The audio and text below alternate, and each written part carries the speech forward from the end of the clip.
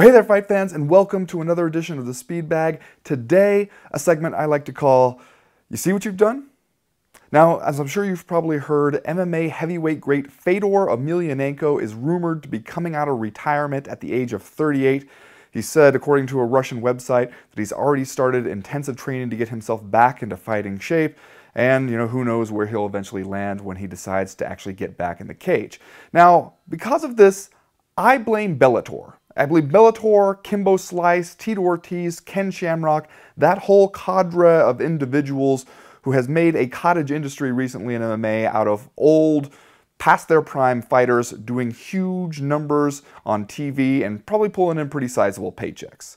Because Fedor, he seemed like the guy who was, for one thing, embarrassed of all the attention we heaped on him to begin with, but also reasonable enough to go away when it was time and stay away.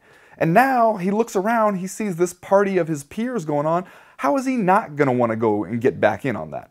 And anyone in their mid to late 30s knows that party's only going to go one way. You're going to show up thinking you're going to relive your youth, and instead you have 2 beers and you want to go to sleep. Except in this case, the beers are likely to be punches and the sleep is likely to be a forced state of unconsciousness. Or, who knows, there's the other way it could go where we act like it's New Year's Eve in Japan all over again, and Fedor just comes out there and does his can-crushing routine. It's basically a question of which kind of sad do you want to be at the end of it?